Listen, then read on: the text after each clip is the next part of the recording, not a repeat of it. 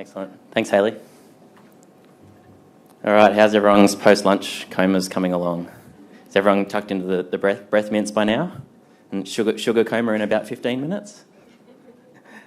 As Hayley mentioned, we're going to talk about road corridor regeneration, and hopefully, what I'm going to share with you today will actually change your idea of regeneration. We're not just going to be talking about flora and fauna, and we're going to talk about how we engage the community along the way. At Transurban, we're actually excited not only support sustainable infrastructure and new developments, but actually looking back at our existing assets with a new lens of sustainability and opportunity.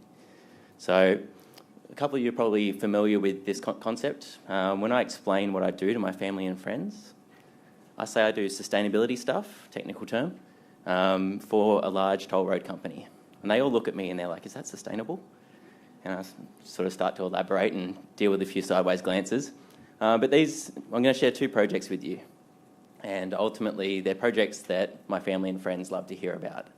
They're projects that they understand, and they can see how the role that we play in infrastructure and organisations begin to shape the urban environment that we live in. So the two projects, firstly we'll cover what we're doing down in Melbourne at Power Street Loop, and then we'll come up a little bit closer to home here in Sydney. These two projects are live projects right now. They're under construction, and they're not new transport networks or they're not new large infrastructure. So you probably haven't heard of them, and this might be the first you hear of them. Some of you have been involved in them. And they're really fundamentally cornerstone projects in our sustainability strategy. At Transurban, we're about strengthening communities through transport. And so being able to revisit our existing assets and provide greater community benefit is really the company living up to its social licence to operate. So Power Street Loop is in Melbourne's South Bank. It's in the middle of the arts precinct in Melbourne, for those of you that have been down there. It's less than 1 kilometre from the CBD, and it's a major turning circle out of CityLink tunnels into the city. It consists of spoil from the original construction of CityLink, and as you can see in those aerial photos, there's sort of vegetation there. It's a mix of exotic species and weeds and a little bit of native vegetation that never quite took in the original landscaping days. In 2014, Landcare actually approached us, and they'd noticed this site, and they said, hey, can we do something with this site? Can we regenerate it and bring a bit of bush to the city? And we thought that was a great idea. And whilst we were investigating what that actually meant and how we'd go about that, we actually brainstormed a bit further and said, how can we involve the community, engage them a bit more, and actually showcase sustainability and what that means in an infrastructure sense? And that was really the birth of what we call the Power Street Loop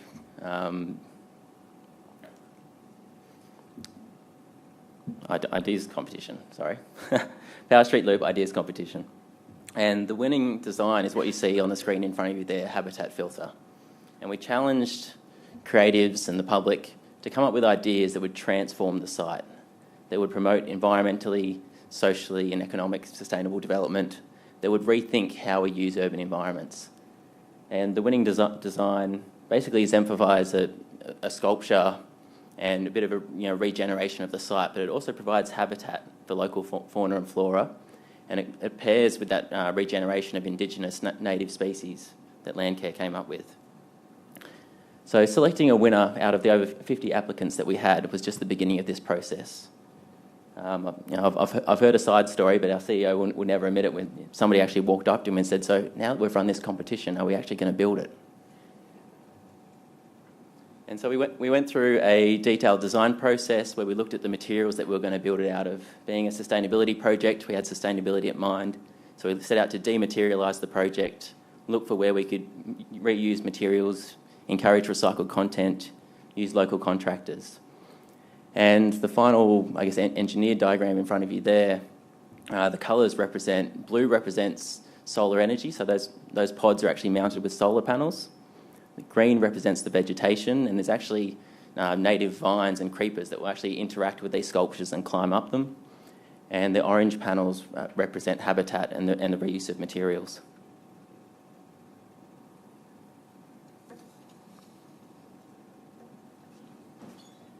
So we're now 7 months on, And this is photos from the site from last week. So we now have 7 of the 8 pods up, and the final pod's due to come in this week. We'll then be undertaking landscaping, a bit of earthworks, and we actually hope the project to wrap up at the end of November. And you can see not on that one, so you can see the solar panels starting to come up on the bottom right, and the largest pod at the centre of the screen actually stands over 26 metres high. So this is large art. As a motorway company dabbling in art, we got a lot of scepticism from the arts community. Regularly, we go along to their community forums, we engage with them really early on, we involved them in the judging processes. So we just didn't decide which artwork was going to win. We actually started to engage the arts community because this was going to start to change the landscape that they lived in.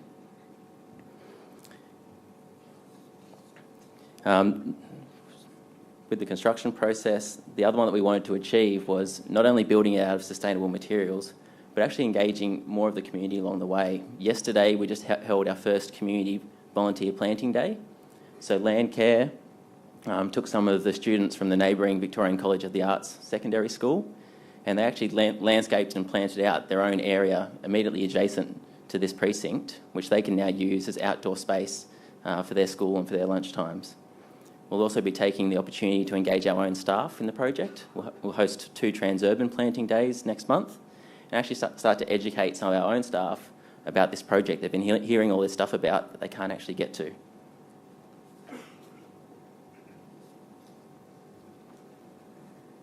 Back on the design, so like most good infrastructure sustainability projects, it does start with specifications, and we learnt from our involvement with ISCA, with Green Star. We borrowed from both heavily and created our own specifications for the project. And you can just see some of the outcomes that are being achieved there. But high recycled steel content, aluminium, cement, 100% reused timbers on site, and also local engagement of contractors and a lot of upskilling along that process as well. It was a deliberate choice that we went with during the tender process was, look, let's pick a contractor that is excited about sustainability. They might not have the credentials, but let's actually help them on that journey and educate them along the way. And not only was it an important lesson for our contractors, but it was also an important lesson for the project managers within Transurban. We have a lot of major infrastructure projects on the go at the moment, and we're proudly supporting ISCA and using that as a rating tool on those projects.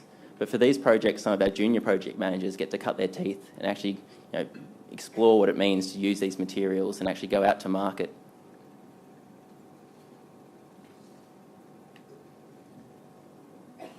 Some of the non-material outcomes, so I've touched on the native habitat before, but the site's the ecological value of the site has been mapped by Landcare.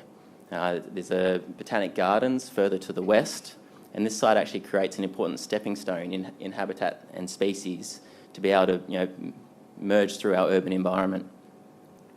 There's custom-made bird boxes in there. We've got high efficiency LED lighting, and there's enough solar panels to fully offset the nighttime energy demands of the site. Overall, the project creates incredible value for me, not only in just being able to tell my family and friends, but for the local community there. We're having flow-on discussions and conversations with the school, with the City of Melbourne about how do we actually revitalise that whole precinct. And it's great to actually be using our assets in ways where we can help enable other projects that are, it's not all just going to come from us. The school's now looking at what else can they create if we can just give them access to some more of the land in that area. So closer to where we are today, M2 Macquarie Park. So for those that aren't familiar in Sydney, it's north of the harbour and out a little bit further west inland. So there's a similar site out there. We've got a 5-hectare site that was once again used in spoil management, this time for the M2 upgrade. And this site is bounded by 2 creeks to the east and west, and on the north it actually adjoins Lane Cove National Park. And when you go for a walk through that area, I went and visited the site right at the start of this year. You walk through the national park and there's quite an active land care group, and the difference between a supposedly managed motorway and a national park is starkly different. The national park, mostly pristine, native, really active community group. You then have a chain mesh fence which is basically holding back the mountains of lantana, weeds and other exotic species. And look, not to have a stab at our maintenance contractors, it's actually a really hard area of the site to access. It's not easy to maintain. So you can see why it's not high on their priority list. But it made sense as a perfect fit for a similar kind of project, where we could create better outcomes on our assets that would have flow-on effects for the local community and the local ecosystem. So again, partnering with Landcare, we set about how do we regenerate this site, and we decided to take the same approach. So we ran an ideas competition, and if this video works, it will basically show you the winning design, which is Kinetica, which is done by 2 Sydney-based designers, and it will just give you an example of the interactions that we have with much of the community and the design teams along the way.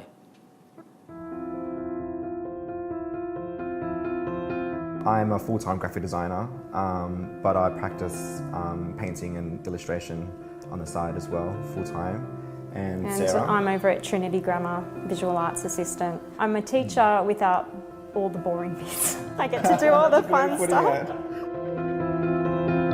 Basically, it was just an opportunity for Justin and I to hang out in the beginning. It might be a magical combination. Justin is so controlled in everything that he does. I'm a little bit left of centre, and it turns out that something fabulous has come of it. And this whole project was just about our friendship, that we thought, let's work this together and put forward our life into this work. The basic idea was basically bringing the industrial with the natural flora in the area. Sarah came with the name Kinetica because it brought those 2 worlds together. And also because with the moving traffic, we thought having this moving as well, slowly with the traffic, it just reinforces that whole idea of movement.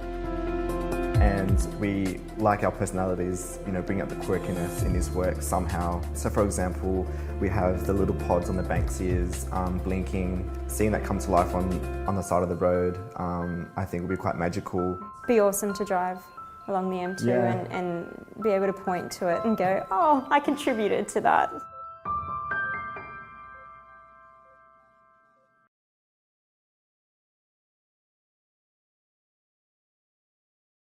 And so, it's great. That's just an example of some of the many small interactions we get to have on a daily basis when we engage with these projects. Now, this project is an exciting project for us. For Sydney, it's incredibly new. There's not a lot of roadside art in Sydney. In Melbourne, it's been done and it's around in a few places. And this is by no means a subtle piece of artwork. The centre waratah is over 10 metres high. And it will be really interesting to see how the Sydney community responds to it. And these things, they will get a lot of commentary, and that's what they're designed to do. They're designed to engage, to get people talking about the spaces that we live in. How do we actually notice the environment that we go through? We're not just going from A to Z. We're passing all these spaces in between, and we need to think about all those communities. And of course, we paired that with a focus on sustainability. So again, similar ecological outcomes, trying to create more value, more local biodiversity, Indigenous species that complement the national park, but also meet our maintenance requirements of being low maintenance, fire resistant, sustainable materials, and an off-grid power supply system that will power the nighttime lighting and the actual movement of the sculptures themselves, and an improvement in the local waterway quality. All those creeks drain into the Lane Cove River. So this project has actually just gone out. The structures for this project have gone out to tender yesterday, and so we're excited to have that delivered within the next 7 months. So by the end of this financial year, Sydney will have quite a major piece of roadside art. So with this project, we've done one in Melbourne, doing one in Sydney, kind of officially launched our Motorscapes projects. And so what our Motorscapes program is about is everything I've been telling you about there. It's about revegetation, it's about public art, about sustainability principles. But ultimately, how do we rethink our spaces? How do we engage with the local community, get them on board, and get them having a sense of ownership and identity about where they live? Where I've mentioned the 2 places where we're currently involved, but we're also looking further abroad. We've got markets in Brisbane and in the US as well. And right now we're looking in Brisbane at potentially new opportunities, not so much around the roadside art, but we've got old customer care centres. So how can we possibly pair with a social enterprise or something similar to create more community-based and social outcomes. And finally, why do we do these things? So, whilst again they're great for me to be able to explain to my family and friends, they do actually create value for Transurban. Bianca said earlier, sustainability can be a growth strategy for business, and it can be about adding value to society. And I feel these projects do both of those things. They help us to get out there to engage with the community that isn't just about building another toll road, it's about how do we add extra value. And they're about placemaking and journey enjoyment or enhancement, where as a motorist, if you're driving along a motorway and you're actually seeing things and enjoying your time and not getting distracted. We do a lot of road safety audits as part of these. But yeah, it actually creates a more enjoyable experience, and as a user of a road asset, you actually start to enjoy that, and like, wow, why do I enjoy taking that road? It sort of just filters into your habits. Obviously increasing the ecological value, the air quality of those little local areas, and creating roads and communities that people want to live near, that increases the value of communities rather than detracts from them. And through all those things, we hope to leave a legacy behind. At Transurban, it aligns with our 3 sustainability pillars of being good neighbours, using less and thinking long term. And it also reflects a lot of the principles in ISCA and sustainability rating systems about how do we have that whole of system approach to infrastructure.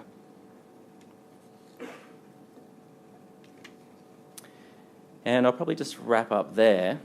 And if you want to hear more about these projects, you can check out our annual sustainability report, which has just been published online. And you can also see things there about what we're doing to reduce our energy usage, how we're partnering with universities for more research into sustainable solutions, and a host of other products. So thank you.